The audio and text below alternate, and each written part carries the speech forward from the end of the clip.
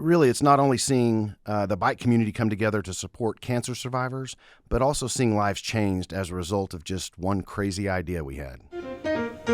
You're listening to Buff Speak, the official podcast of the Paul and Virginia Engler College of Business at West Texas A&M University. I am Dr. Nick Gerlich, your host, as we meet up with the thought leaders making an impact today.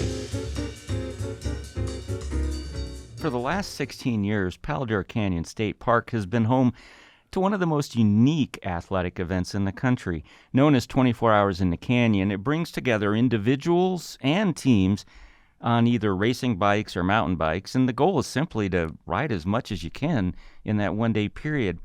But it's not just about riding a lot of miles, although that certainly is a big part of it. The goal is to raise money for cancer survivorship in the Panhandle, and the odds are good that there is no one alive today who has not witnessed the ravages of this disease, either themselves or among family and friends. Our guest on this episode of Buff Speak is Ryan Parnell, Director of Operations and Special Programs at the Harrington Cancer and Health Foundation in Amarillo. Ryan is the director of this very special bike race, one that brings together everyone from weekend warriors who hardly ever pedal a bike to serious professional and semi-pro athletes from across the U.S. and even abroad. The 17th edition of the race will be held next June 3rd and 4th. It's an event that routinely attracts 800 riders and even as many as 900 riders in the 2022 event. It can be brutally hot down there that time of year, and it can also rain and not just a little drizzle. The unpredictability of cycling conditions mean that participants have to be ready for anything, not the least of which is their own motivation to keep pedaling for this noble cause. Ryan, what motivated you to create this event in the first place, and how does it tie into your position at the foundation? You know, Nick, sometimes I wonder that question myself with the description you gave, too. Sometimes it's quite a challenge. But ultimately, what really led to starting 24 Hours in the Canyon was back in 2005, I started having some stomach issues, and that led to numerous scans. That led to multiple ultrasounds, PET scans, and finally receiving the news. I'll never forget the Tuesday before Thanksgiving. I was having lunch with my wife at the time. She was a kindergarten teacher, and the room where she was, for some reason, didn't have good cell service, and had a call from my doctor to tell me the last results from my scan. And I stepped out, and it hit me like a ton of bricks. He said, "Hey, listen, this is classic lymphoma. We're going to get you in to see a surgeon and get a biopsy, but you just need to be prepared." That's where we are. You fast forward, I got to enjoy a wonderful Thanksgiving. Went to see the surgeon, and of course, he reaffirms what the physician said. This is classic, looks like this. This is what it is. You're young and you're healthy. And I'll never forget, he said, "You're young and you're healthy. Are y'all done having kids, by the way?" And we were like, "Well, yes, we are." And he goes, "Well, good. You'll have chemo and radiation, and you'll be fine. You're young, healthy, but we need to get a biopsy. When do you want to do that?" And I'm like, "What do you have on the schedule today?" Because I was ready to find out what's going on. And had to enjoy Christmas as well, and had the biopsy done just before New Year's. And came out of surgery, and turns out when I was 4, my spleen ruptured because my brother and I were jumping off of chairs and landing in bean bags, and I ruptured my spleen and had to have it removed. And so it turns out the spots that they were seeing for well over a year and watching them grow, turns out it's spleen tissue. And looks like lymph system, because the spleen is a part of the lymph system, looks like lymphoma on these scans because it shouldn't be there. And so, the word was just go forth and live your life and be healthy. And no, you're good. And I just remember looking at my wife and going, this is terrible. This whole experience just absolutely was awful. And then it hit me. Not a lot of people get that good news when they have their biopsy and they do all these things. They go forth and do the things that, thankfully, I didn't have to do. And so we decided we have to do something. And it was really about that time that 24 Hours was born. And the stated intent of your organization, or especially the race, is all about cancer survivorship. What does that entail? So you're considered a cancer survivor from the moment of your diagnosis. So the minute you hear you have cancer, you are considered a cancer survivor. Now, that's a label, doesn't mean anything. Then during treatment and then after treatment. Our physicians, especially here in Amarillo, are wonderful at treating cancer. But there's a lot of things that go on kind of behind the scenes that cancer survivors have to deal with. The anxiety, scanxiety, worrying about the next test, the depression, the lack of sleep, the fatigue, all these things come along with a cancer diagnosis, and then, of course, come along with treatment. Chemo and radiation are wonderful drugs to treat cancer, but they're terrible on your body. And so we have focused now for so long just on trying to come alongside them while they're in treatment and then after treatment. And our goal is to say, you know what, we want to do whatever we can to return you back to your precancerous state, emotionally, physically, and really just trying to work with cancer survivors and let them know that, there are resources out there for you. That's great. My late father could have benefited from a support system like this. He had cancer 4 different times. Oh, yeah. And that's why I'm very cognizant of that. I try to stay on top of these things, but he beat it all 4 times. Yes. Well, and a lot of people don't realize that when you finish cancer treatment and you're finished with cancer and you get this, you're in remission, there's no evidence, whatever the terms are that are used, it doesn't end there. There's a lot of worry because you have really stared down death potentially. And here you are now saying, go forth, be healthy, and just go on and live your life. How did you settle on using sport, and specifically cycling, as a means of raising awareness and money? Yes. Couldn't people just donate without having to ride all those miles? They sure could. So this is one of my favorite stories of how this came about.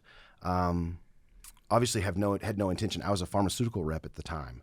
Had a job, I was doing something not non-profit fundraising, and going through this, since 2005, they always told me, once these spots we don't worry about them until they get a certain size. And I'm like, well, what does that mean?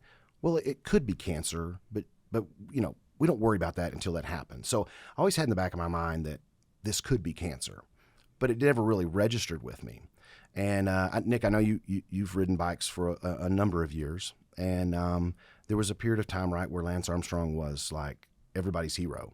And it was around this time that they started the Livestrong Foundation, and they put out, I saw a deal where they were asking for people to apply to come to the inaugural Livestrong Summit.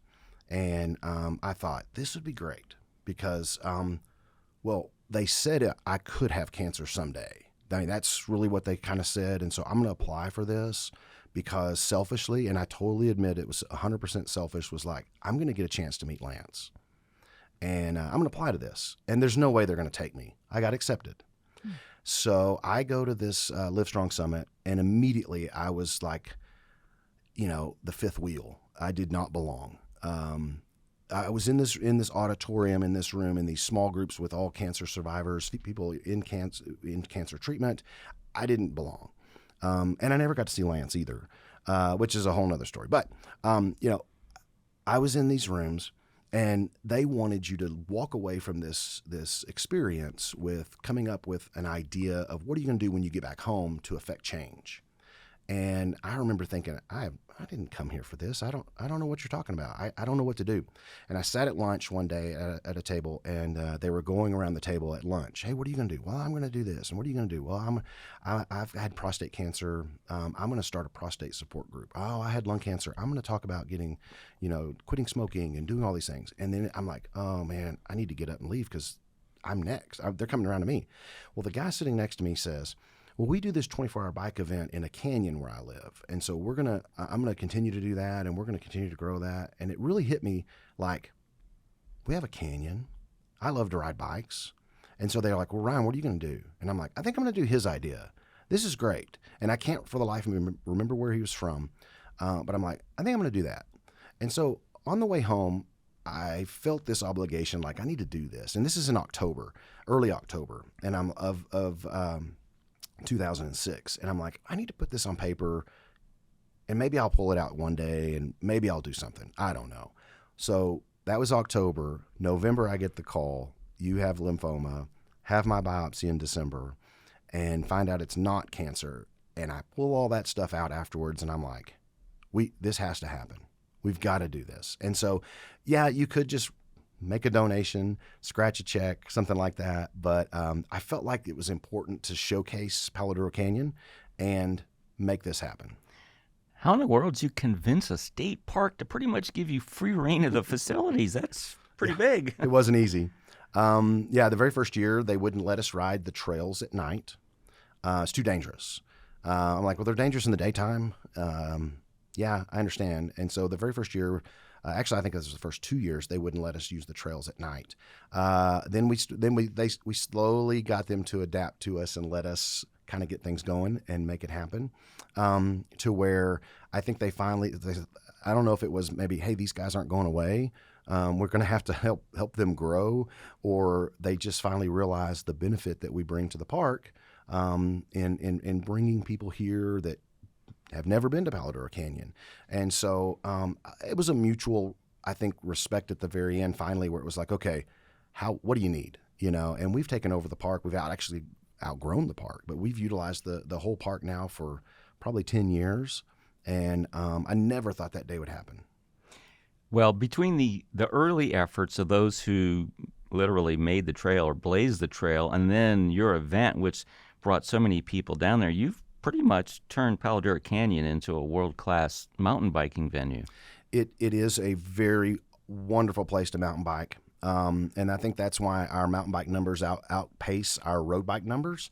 But it's still a wonderful place, as you know, to ride a road bike. It is. It's a wonderful place. And we're very lucky to have what we have, because it affords us to be able to be, as we like to say, we're the only event in the country that does both mountain biking and road biking, same time, same venue, same day, for 24 hours.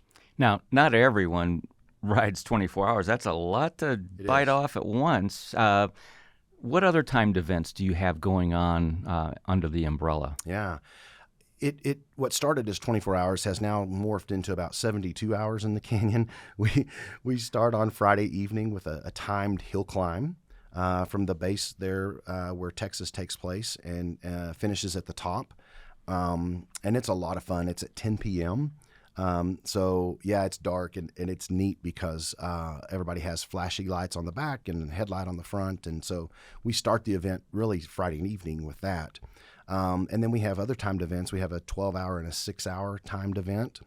We figured, what are we going to do while we're down there? We're going to be there. We might as well, make a 12-hour and do a 6-hour. We're already there. And so we've added those. And then the other thing that's really cool is we have a kids race. It's not timed, but it's a kids race that's free for kiddos. And then, because we want it to be family friendly and family oriented, bring your kids and have a good time.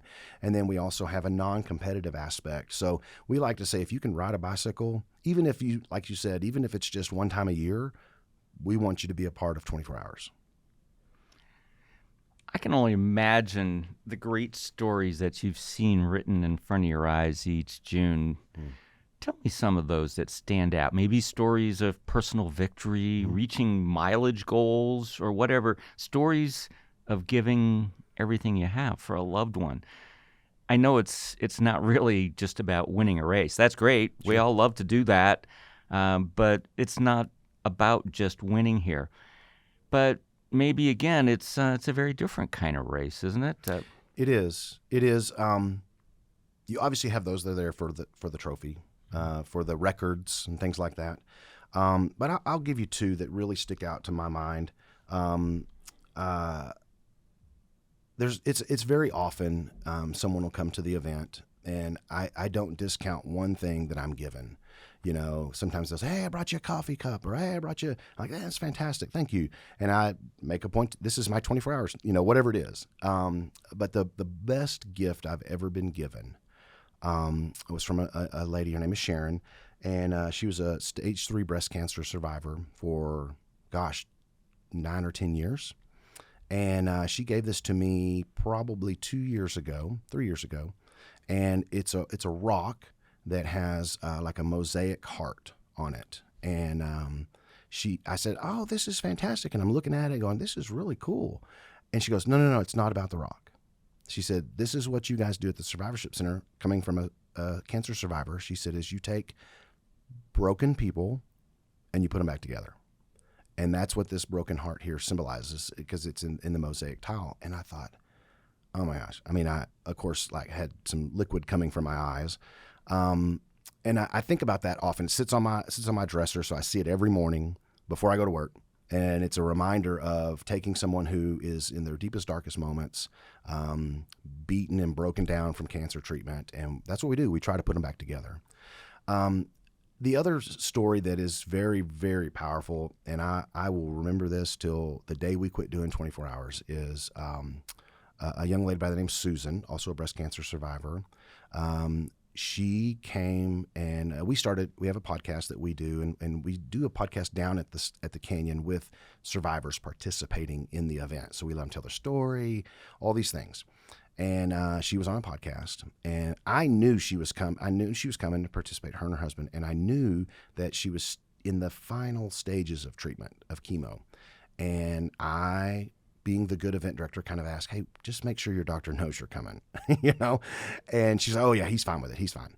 So this is a lady who had chemo on Tuesday, came to the canyon on Friday, did our podcast on Friday, and then rode a 2-person team for 12 hours.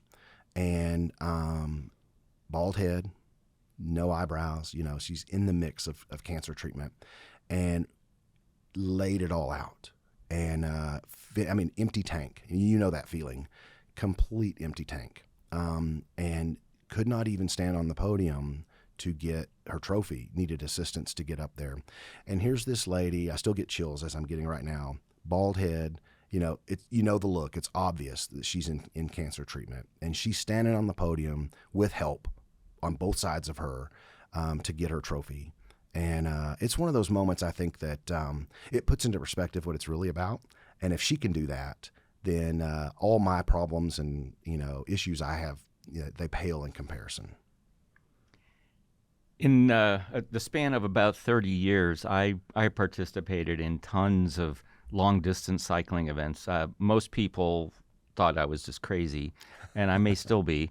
But I did lots of 24-hour events. They're really fun. Yeah. I always tell people you haven't cycled until you've cycled past midnight. You're right. It's a whole different game out there in the dark when you're fighting fatigue and the droopy eyelids and all that, and you start seeing critters walking across. Yeah, it suddenly, painting the house sounds like a lot of fun. But one thing I learned that it's really impossible to compare one ultra distance event to the other because there's too many differences. The terrain, the climate, all those types of things make it impossible to compare events. I've seen some events where people have gotten over 500 miles in 24 hours. Others where 450 might be, a reasonable limit. And I know to a non-cyclist, all these numbers sound insane.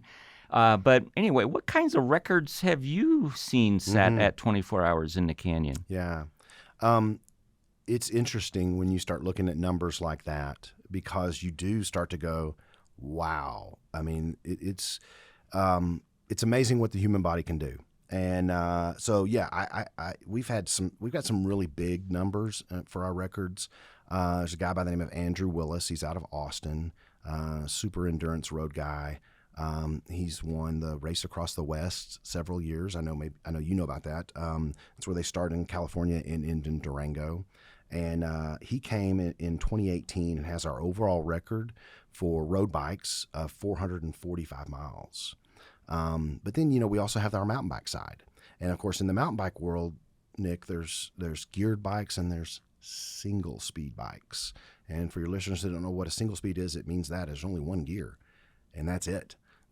So our 24-hour single speed mountain bike record actually fell this year, 223 miles on a single speed riding mountain bike trails. It's just unbelievable. And then the other thing that's really interesting too, our geared mountain bike record has stood since 2013. And I don't know, this may be a hard one to break, but it's 255 miles. And that, like I said, that's been around since 2013. So big numbers being put out there. I mean, they're riding from, and people, I get asked all the time, do people really ride for 24 hours? These guys, yes. A lot don't, but yeah, there are a lot that do.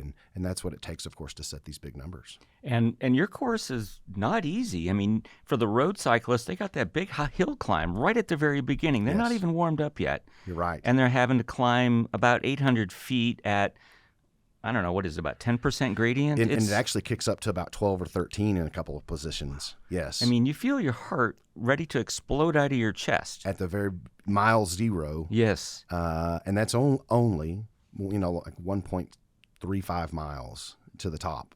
And it's hard from the very beginning. Yes. And then those road racers pop out on top and they go do a huge loop that puts them out in the wind. Yes. And, this is not like the wind in Michigan right. or anything. This is horrible out here. Yes, it can be. And then, of course, typically you get that normal tailwind coming back into town, and you start to feel really good about that time. Yeah, you're right. And then they descend back into the canyon and do a 5-mile loop. But I tell you, and I think you would agree, if I put those guys for 24 hours on a 5-mile loop, they'd probably pull every single hair they had on their head out. It would be insane. It's mind-numbing to do just a 5-mile loop. So although it is brutal, I've polled them. I've asked those guys, hey, would you rather just do, oh, no, I'll fight the wind rather than doing 5-mile loops for 24 hours. Yeah, the mental anguish of doing repetitive loops is enough. The scenery doesn't change. Yeah. Oh, it's horrible. Oh my gosh, it's so hard. But that's what you got down there. You've got that nice loop. Yes. And I know in years past you faced other challenges when they were building the bridges down there, and you had to do out and backs. Yes. Which made it even more tedious. I think we've done just about everything. The out and back type things. I've got some wonderful guys that are on our team that help us out. And I mean, back when they had the water crossings, those guys would be down there with skid loaders and wheel loaders and these massive backhoes and scraping and trying to open up the culverts to get water to flow through. So we had either no water or just enough where it didn't matter on the skinny tires. We've dealt with mud. We've dealt with slop. I mean, it comes together though to make it happen at the event. In recent years, 24 Hours in the Canyon has also served as a qualifying event for the Race Across America. Now, that race is kind of near and dear to my heart. I got the good fortune of having been official finisher once, and I was co-director of it for 4 years back in the 90s. It's a nonstop 3,000-mile time trial race from Oceanside, California to Annapolis, Maryland. If ever they needed a synonym for insanity, this would be it. Yes. What does the cyclist have to do at your event to qualify for RAM, the granddaddy of American endurance cycling races? Yes. I think Rick and Fred Bothling for letting us be, you have to apply.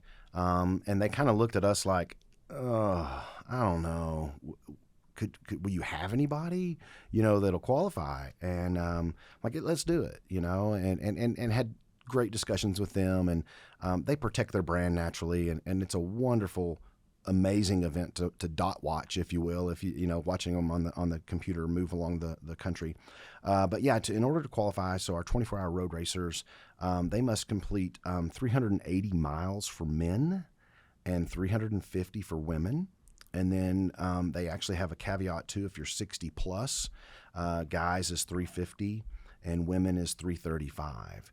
And it's a unique calculation. I won't get into, of course, how they do to come out with those numbers, but it makes sense. And this year we had 2 people qualify. Andrew Willis, who holds the record, he didn't beat his own record, but he did qualify for RAM. And we had a young lady that qualified as well. So I think it's a feather in our cap to have people qualify for those events because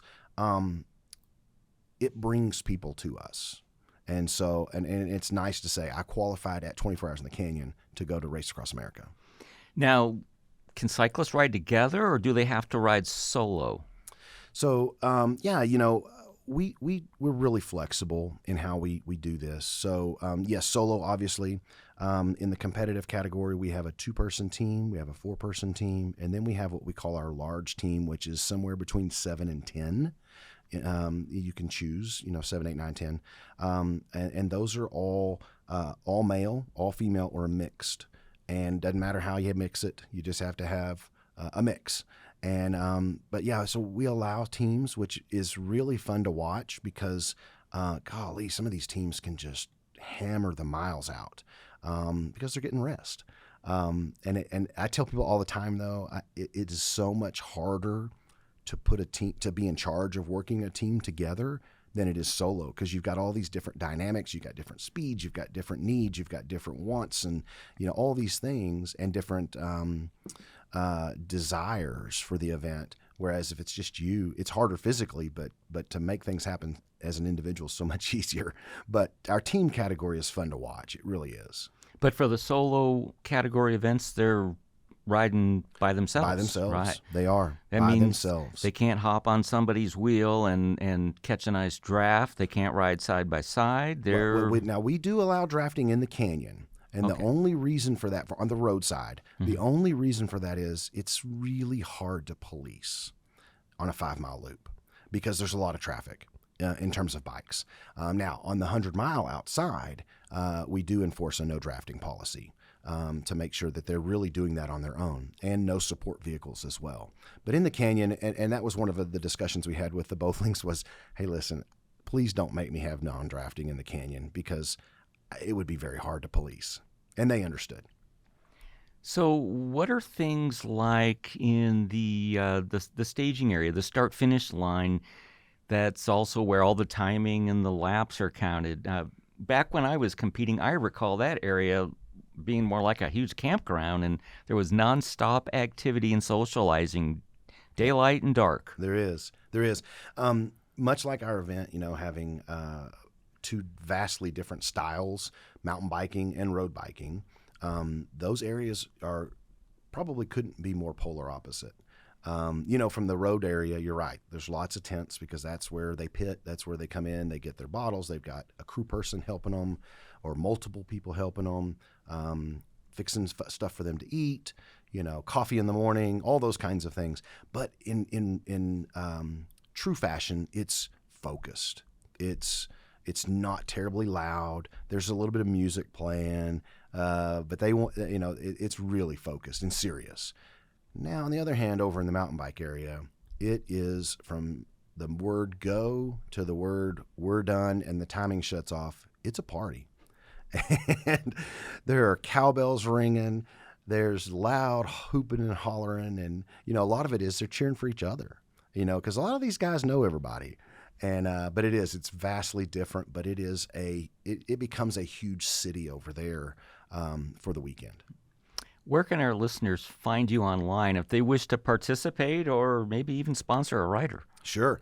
The easiest thing is to go to our website. It's the number 24hoursinthecanyon.org. We're on Facebook and we're also on Instagram, but definitely the best place to get questions answered and so forth is our website. After the break, we'll take a look at all the other things Ryan does during the year, as if hosting one of the premier charitable cycling events in the nation weren't already enough. The MBA is the most popular graduate degree in the United States, and with good reason. It leads to better jobs, promotions, and salary increases. At the Paul and Virginia Engler College of Business at West Texas A&M University, our MBA program is entirely online for when you're ready to make that move. With as few as 31 credit hours and specializations offered in 5 areas, you can fast-track your career in as little as 18 months. Whether you're looking for a promotion or initial job placement, you'll stand head and shoulders above the competition. And because we've been teaching online since 1997, we're not the new kids on the block. Trust your education and career to dedicated faculty who are not only experts in their fields, but also old pros in the online arena. Our consistently high rankings say it all.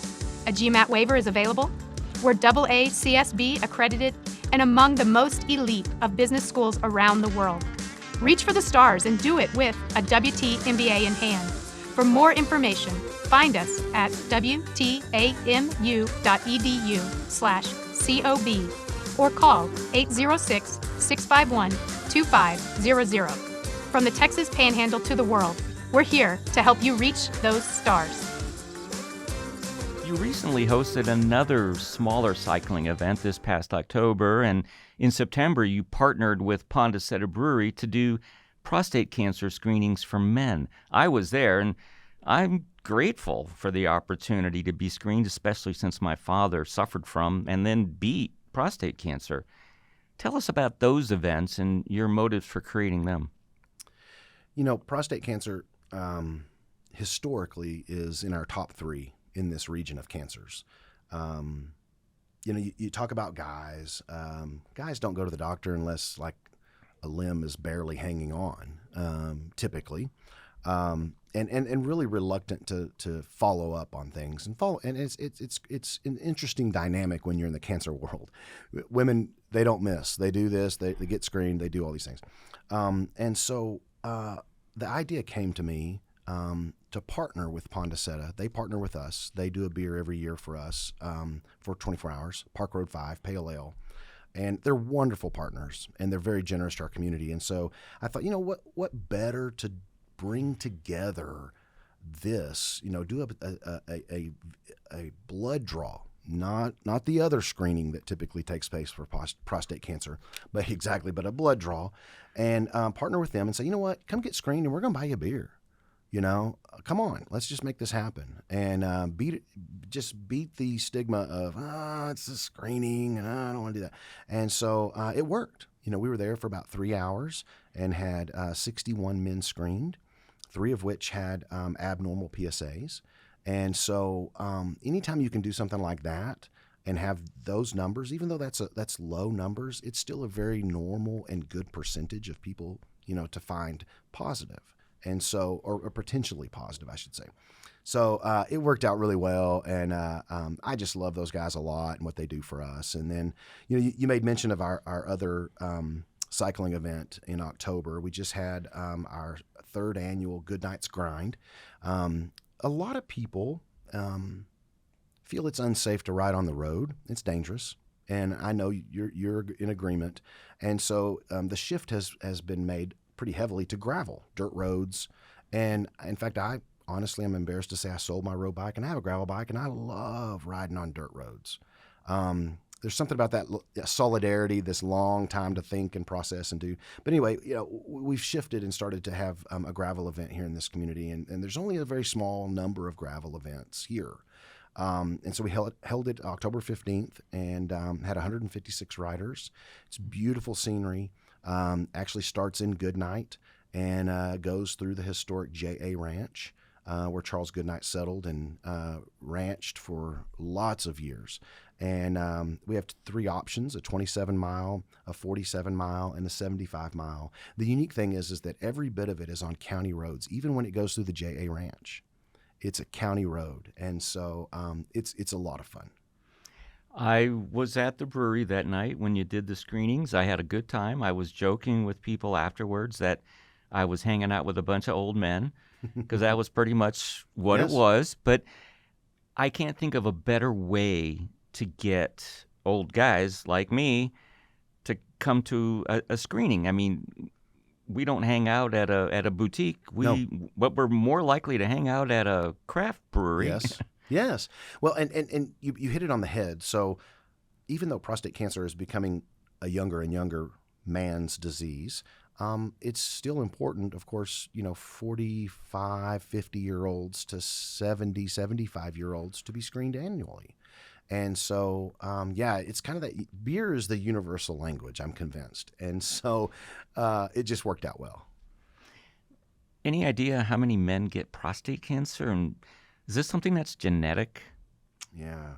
So on average here in Amarillo, there's somewhere between 300 and 400 prostate cancers diagnosed a year. It's a lot. But you have to remember, too, we have a large catchment area. The 26 counties, they all come here. And so that's not to say that there's 300 to 400 from Amarillo. Somewhere around 200 is on average, usually from the Amarillo area. But still, it's a lot. As I said, it's in the top 3 cancers. Now, you asked about being genetic or passed on, and it can. If you have a father or a brother, in your case, your dad, those are considered first-degree relatives.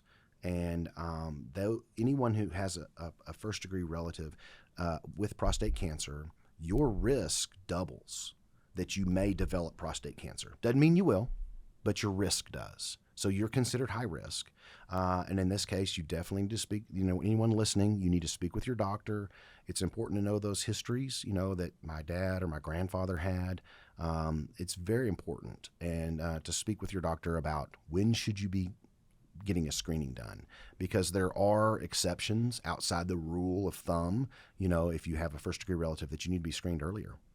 Now, it's been more than 25 years since my father was diagnosed with it, but he was 75 at the time, and they treated him, they inserted about 95 little radioactive pellets. Mm-hmm. He couldn't be around pregnant women or little babies. Yeah. Basically, they could go to church, but they had to sit in special seats. Yes.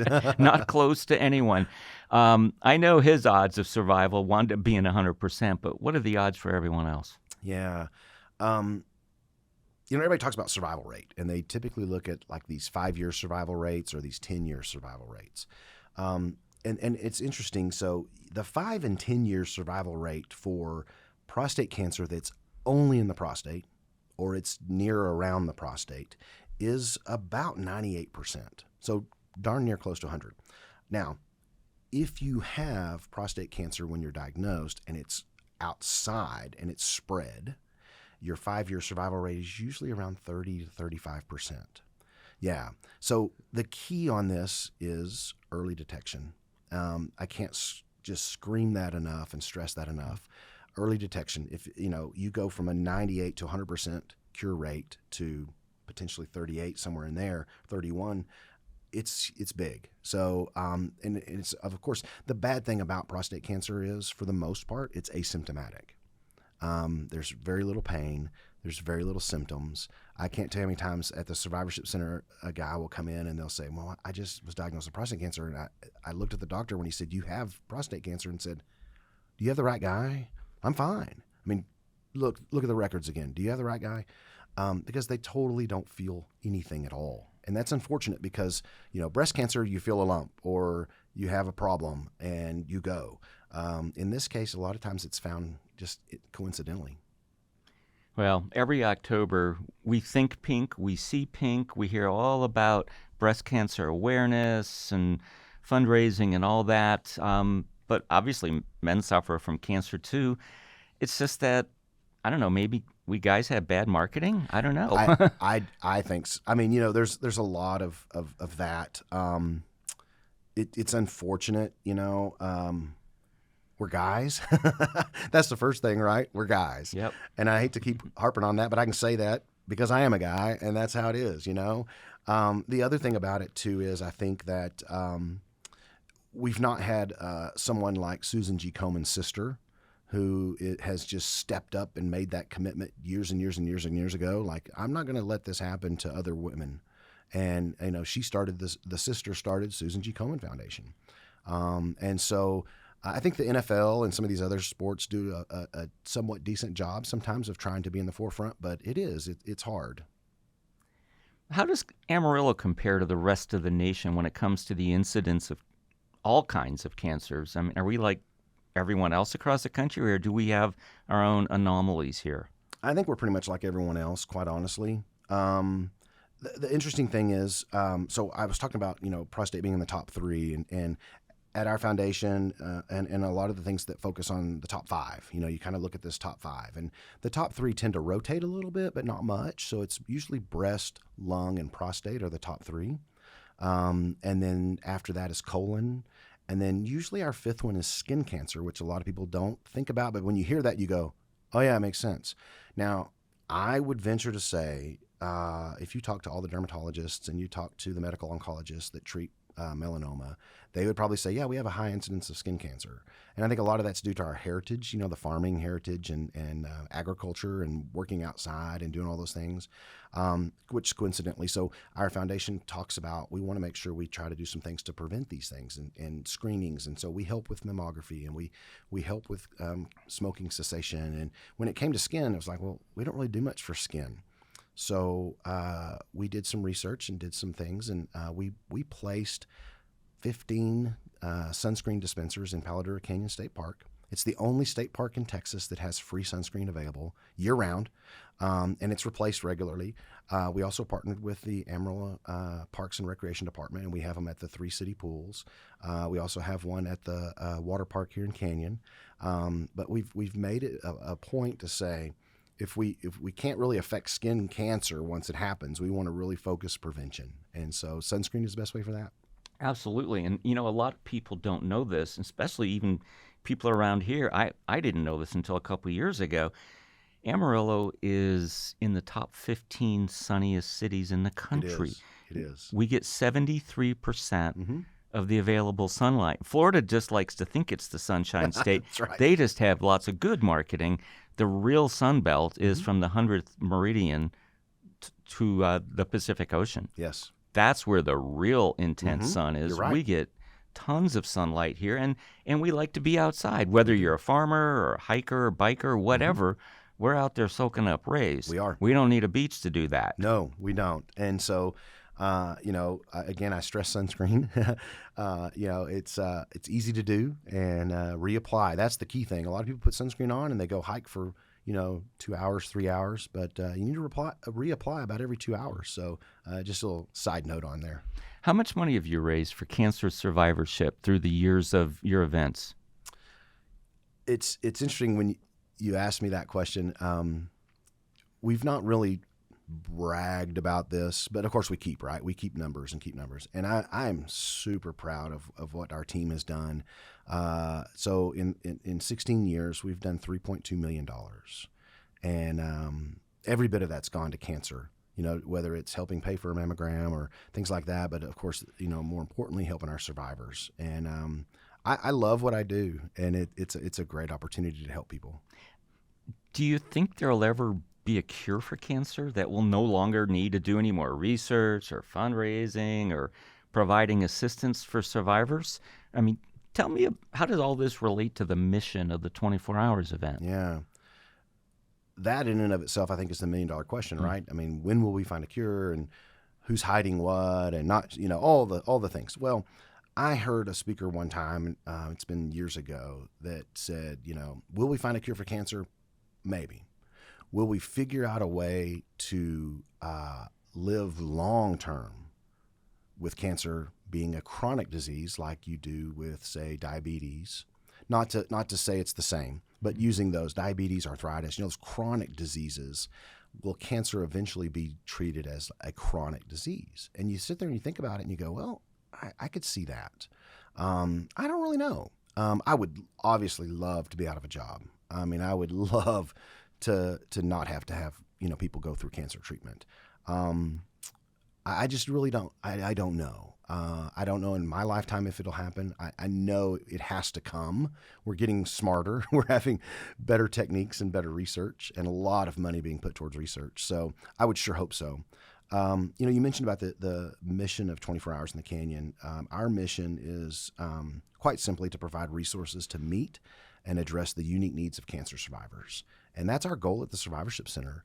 As I mentioned, coming alongside them, we don't treat cancer. But the unique thing is, through this crazy event, we provide everything we do at no charge. And what does that look like? That looks like group wellness classes. So it's really important to be active at whatever level you're at. And so we talk about being active at the center. We talk about eating healthy. So we have nutrition classes. We have nutrition counseling. We also have emotional counseling. It's very important. The mental health is it's a big buzzword, right? Mental health. In cancer survivors, it's incredibly important. And so we work with 2 licensed professional counselors. We have free counseling. We also have an oncology massage therapist that we work with.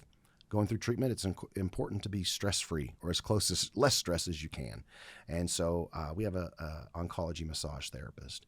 We also have, as I said, group activities, wellness, Tai Chi, water exercise. We also do a lot of fun things, outdoor activities.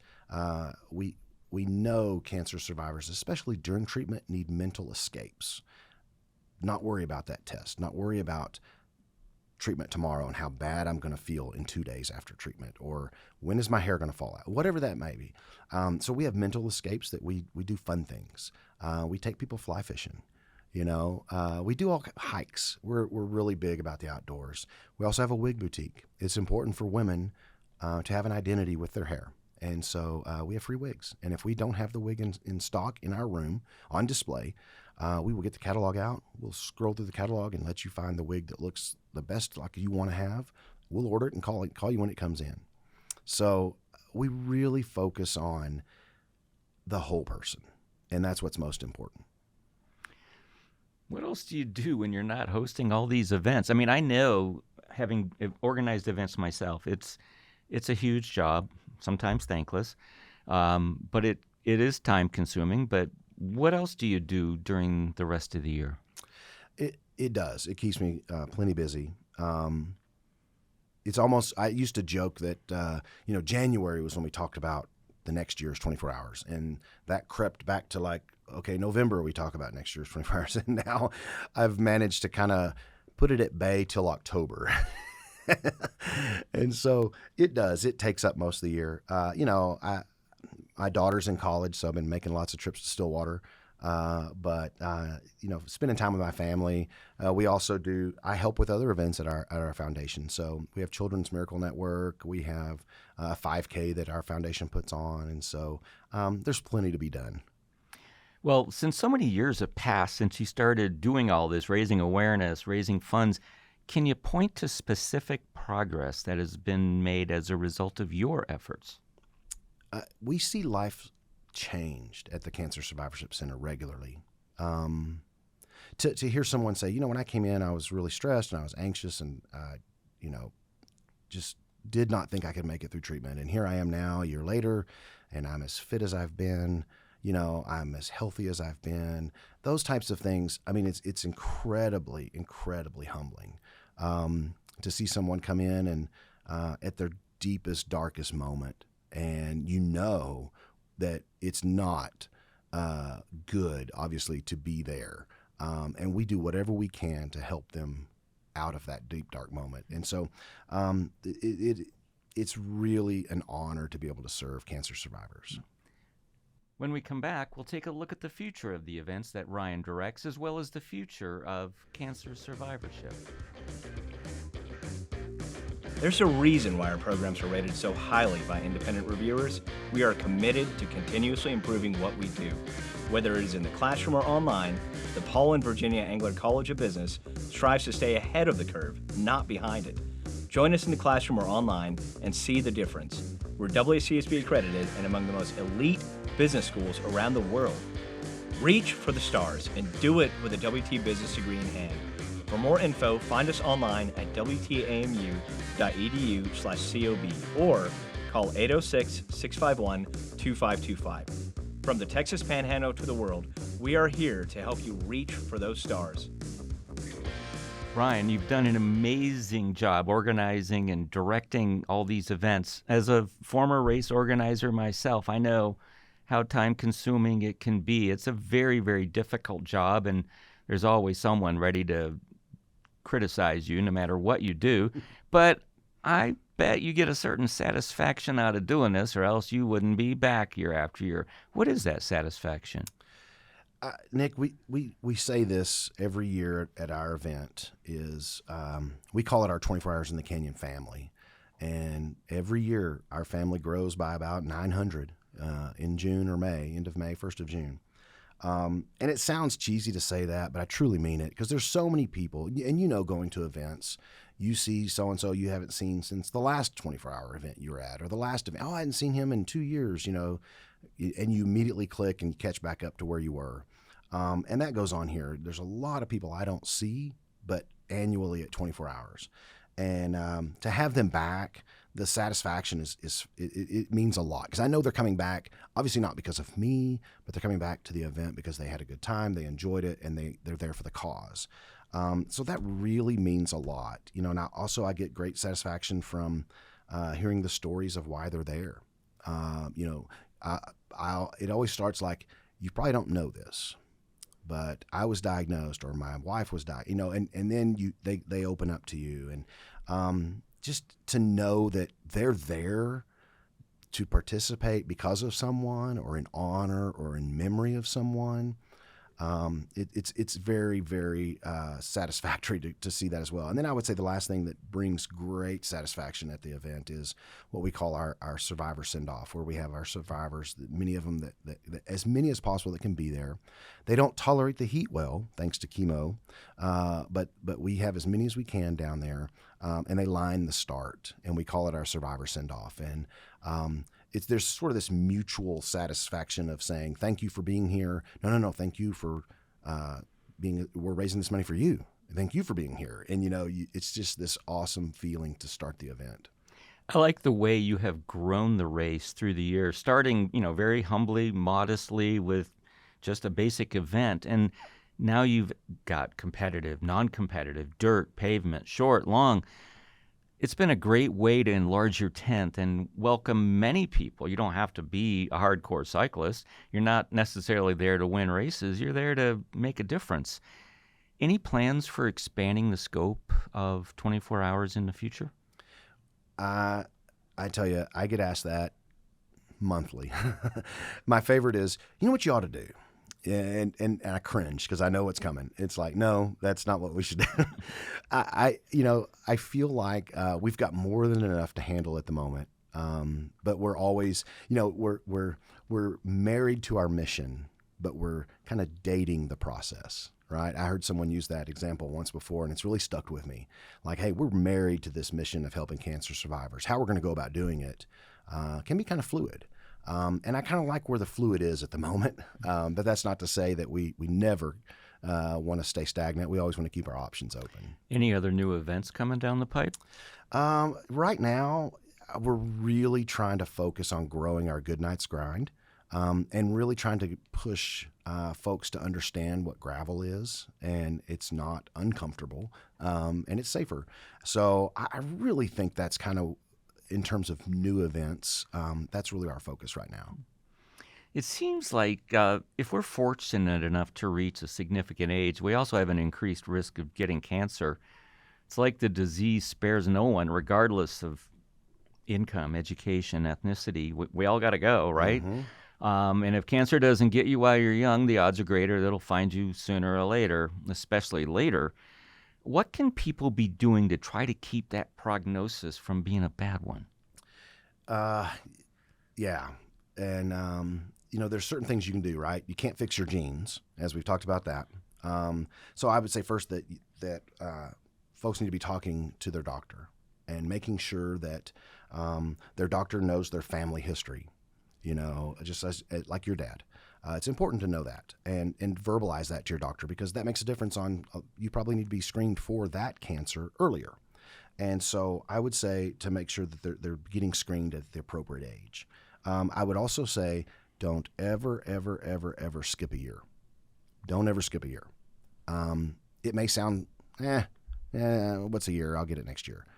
Don't ever skip a year. I can't stress that enough. And I would say second, if you smoke, the best thing you can do is quit smoking. I heard a physician one time say, the best thing you can do, without question, to make sure that you reduce significantly your chances of having a cancer is to not smoke. And it makes perfect sense. Smoking doesn't just cause lung cancer. It causes other cancers as well. So I would say the other thing is to not smoke. And then the last thing I would say is regular exercise and eating healthy. Those are. It sounds quite simple, but in reality, it can be very challenging. So let's shift gears a little bit. Your work is obviously of a charitable sort. Your employer is a prominent nonprofit in Amarillo, but not everyone can say they do that. What can the average person do to be involved in a positive way? I would say this. I would say that this is going to look so different for each person that's listening, or each person in particular.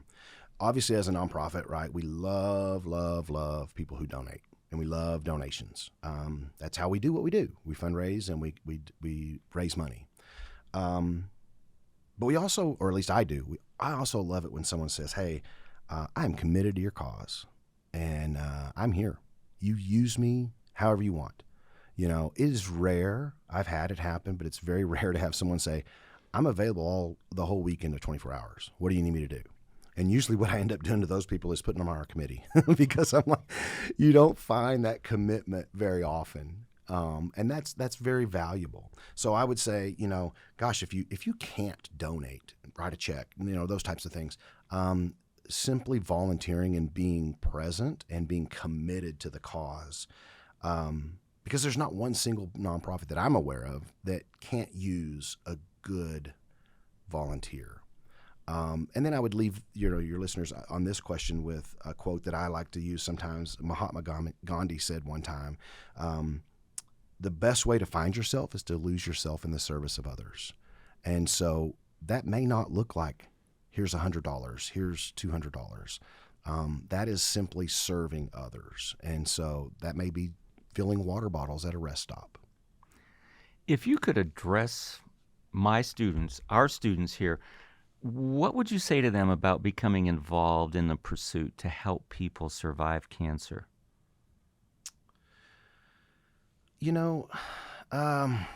Here's a couple of things. And this has kind of fleshed itself out over the years at our Survivorship Center. I would say one of the best things they can do right now as a student is, and I've mentioned this in various forms already today, is to talk to their parents and their grandparents. Know the health history. Because here's why. Not only is it important because they may need to be screened earlier, but genetics is just blossoming and blowing up. And what I mean by that is there years and years ago, probably 5-6 years ago, there was a genetic test for breast cancer. There's a genetic test for melanoma and prostate cancer. And now the genetics is growing so much more to being available to say, maybe you don't have this, but you do have a high risk, and we need to talk about this. So I would say it's incredibly important for them to know all of those things, because your grandparents, my grandparents aren't here. So I got to learn about that from my parents. And so I think it's incredibly important to be educated about the health history of your first degree relatives. And then the second thing I would say is this. There's a very simple thing that your students are in the prime age group to be a part of. I would really encourage them to think about joining a bone marrow registry. Quite simple, very easy to be done. One of the ones that we've done before, we've done some registry drives, is called Be the Match. And really what they look for is 18 to 35-year-olds that are willing to say, you know what, I'm willing to join the registry. It's free. It's a cheek swab. They send you a kit and you swab your cheek, put it in the little tube and mail it back to them. They then test and run some things on there. They want to know your health history and your age and your race and demographics and so forth, because that's important. And then what they do is they plug you into this registry that's across the United States. So then let's say I develop a blood cancer where I need a bone marrow transplant to save my life. They'll plug my DNA and all my stuff into the registry, and they'll say, you know what, Nick is a match. We've got a 34-year-old man that's a perfect match for you. And then they'll reach out to you and say, hey, you're a perfect match for this guy in Amarillo who needs a bone marrow transplant. Will you donate? And then all the expenses are paid for, all of it's taken care of, and you're then donating bone marrow in a variety of ways it can be done, that will be transfused into me to save my life. And so you can simply by being on the registry, they may never call you. I've been on the registry for, 10 years, and I've never gotten a phone call. Of course, now I'm out of this range of 18 to 35, but they may never call you. But the opportunity is there that you potentially could save someone's life. Now let's take this idea of talking to the students one step further. They're all busy trying to start careers and families and buy houses, all the things that young people do. it might be tough for them to find the time to donate or, volunteer and to give funds and all that. What words of encouragement would you have in spite of that challenge? I would say this. There are lots of seasons in life. And they're in a season, right? They're in a season of growth. They're in a season of learning, and they get that paycheck, and they may have student loans to pay off, and they may have these things. And while in that moment, it is a challenge. Hopefully, that challenge will be overcome, and you'll be in a different season. And I think there are moments in time where you can donate, and I think it's incredibly important to support organizations, not just ours, but organizations wherever you live, because you never know. I mean, you may be helping an organization, and one day you may be the beneficiary from that organization. We have actually had that happen. And so it's very important, I think, to be involved one way or another, of giving of your time or your finances in whatever capacity you can. But if there's a moment in time you got to pull back, it's certainly understandable. Ryan, if you could change anything about your career, your many years of fundraising events and so forth, what would it be? Well, it's going to sound very cliche, Nick, to say I wouldn't change anything. I really wouldn't. I love what I get to do. I love working with people. I love helping people, and I love problem solving. And a lot of what we do is problem solve. Let's figure out how to make this work. Let's figure out how we can help you. I just think I always it really is an honor to be able to serve someone in their deepest and darkest moment. It means a lot. I get great satisfaction, as I said earlier, out of seeing someone grow out of that season. So I know it sounds very cliche, but I honestly wouldn't change a thing. Our guest today has been Ryan Parnell, Director of Operations and Special Programs at the Harrington Cancer and Health Foundation here in Amarillo. Give us your best shot, Ryan. Cancer doesn't care who you are, doesn't care your age, your income, your race, or gender. I mean, it really doesn't care how important you are, because no one has time for cancer, right? You're busy. You don't have time. This may shock some of your listeners, but it's estimated that 1 in 2 people will develop a cancer in their lifetime. So I can't stress enough to be educated about your family history, get screened appropriately, reduce your risks. And, we always say at 24 Hours in the Canyon, and I think this is a great way to leave this, is cancer doesn't sleep. Why should we?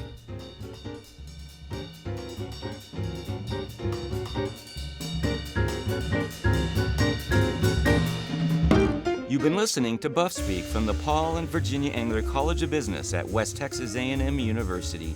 Our executive producer is Justin Lovell, and Allison Hunter is our associate producer. Our co-editors are Maverick Evans and Paul Torres. Lindsay Bjork is our Director of Marketing and Outreach Initiatives, which includes overseeing Buff Speak. Dr. Jeffrey Babb is Director of Accreditation and is our technical consultant. Finally, Dr. Amjad Abdalat is Dean of the college. You can find us online at wtamu.edu/COB for more information about our programs. Be sure to check out our many academic offerings. Come for the quality, stay for the small classes, affordable tuition, and friendly, approachable professors. And look online at our faculty blog, profspeak.com, for more insights. You can listen to Buff Speak on your favorite podcast portal, as well as on our website, buffspeak.biz. And if you like what you've been hearing, don't be afraid to share us with your friends, colleagues, and family. Word of mouth has always been the best form of advertising. Until next time, love one another. For the Paul and Virginia Engler College of Business at West Texas A&M University, I am Dr. Nick Gerlich. And as always, go Buffs!